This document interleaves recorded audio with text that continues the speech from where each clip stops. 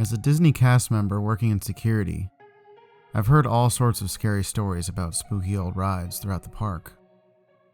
However, never in my 3 years of working there have I heard a story that creeped me out more than the legend of Bad Rabbit at Splash Mountain. Bad Rabbit is apparently a curse that was set upon the ride back in the early days of it opening, and it's so disturbing that even telling the story now is difficult for me. Anyways, here it goes. As most people are well aware of by now, Splash Mountain is based on a film called Song of the South, which is considered to be a very racist and controversial film. The year the ride was released, it was visited by a voodoo priestess who was apparently so offended by Song of the South's depiction of slaves in America's past that she placed a curse upon the ride. One meant to exact revenge upon anyone who enjoyed it at all. This curse is known as Bad Rabbit.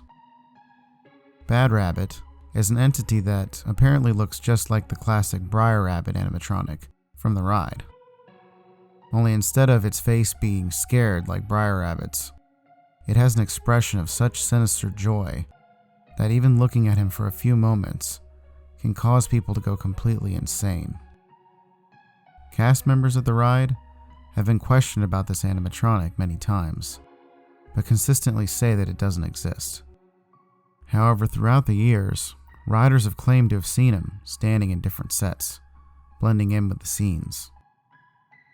It is said that if you do have the great misfortune of seeing him, you must beware. He has probably selected you as a victim, because he never makes himself known otherwise. If he has taken a liking to someone, he'll follow their ride vehicle throughout the attraction, only popping up here and there, until the rest of the group is not paying attention to you. At that point, according to Lily Andrews, a little girl who survived a direct encounter with him back in 1996, he steps up behind the vehicle and locks eyes with you. Once you meet his gaze, you'll try to look away, but you can't. Somehow his disturbing grin causes you to enter a trance, where the music in the ride stops and the other people in your vehicle just seem to disappear. Bad Rabbit then steps into the water and tries to convince you to get off with him. Luckily, Lily's parents were able to awake her from her trance before she did this, and she got off the ride seeming relatively okay. However, Bad Rabbit was not done with her yet. Lily claimed that he followed her to her family's home that night, and she started seeing him throughout the neighborhood. She was even sent to a psychologist to try to manage her issues, but never seemed to really get over them. Then one day, about a month later, she just vanished without a trace. The only clue police found to go on was a mysterious rhyme she wrote in her diary the day before she went missing. Bad Rabbit is here, Bad Rabbit is back. It's time to leave. I don't have to pack. The place we go is just fun and games. The place we go, we have no names. My parents will cry, and I'm sad for them. But soon we'll all be rabbits, just like him.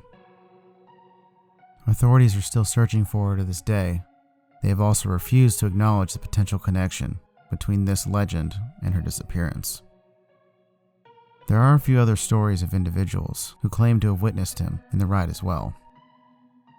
One middle-aged man, Thomas Blevins from Delaware, was trespassed from the park after leaving his family and getting off the ride vehicle inside Splash Mountain.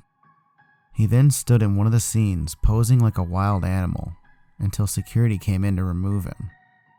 All along he was screaming for Bad Rabbit.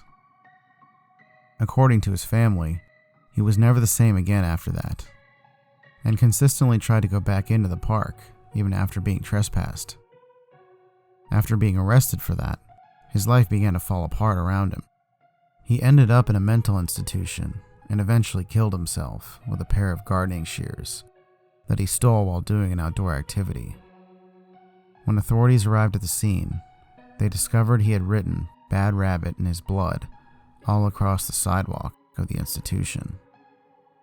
Then lastly, there's the story of Katie Grimes, a girl from the Disney college program, who claimed to have witnessed Bad Rabbit directly as well.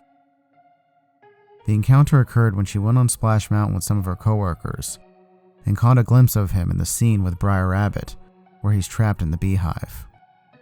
Bad Rabbit was just standing there, apparently staring at the animatronic, rubbing his hands together pleased, looking like he greatly enjoyed the fear in Briar Rabbit's face. He then slowly turned, catching a glimpse of Katie looking at him. She immediately started to freak out, because she was very well versed with the legend, and knew that if she was able to see him, he was most likely pursuing her. She tried to cover her eyes, but once you view his face, there's no way to do that. He will just stay in your mind's eye, and you won't be able to escape his gaze. Finally, her friends noticed her in a trance and woke her up, but sadly, it didn't help all that much. She continued to see Bad Rabbit for several weeks after that, until she began acting very strangely like the others. Eventually, she was also admitted to an insane asylum after murdering her 3 roommates with an axe and then attempting suicide. After recently checking with the institution, I found that they no longer have a record of her. It has been said that the ride is going to be rethemed as a new attraction soon, and people who are aware of the curse are hopeful that it'll end after so many years. However, after all the information I've gathered, I believe that changing the ride will just force the curse to continue in a different form. Perhaps Bad Rabbit will not appear as a rabbit anymore, but as a frog or a voodoo priest. I believe as long as there's fear in the world for him to feed on, Bad Rabbit will always be there, hiding just beneath the surface.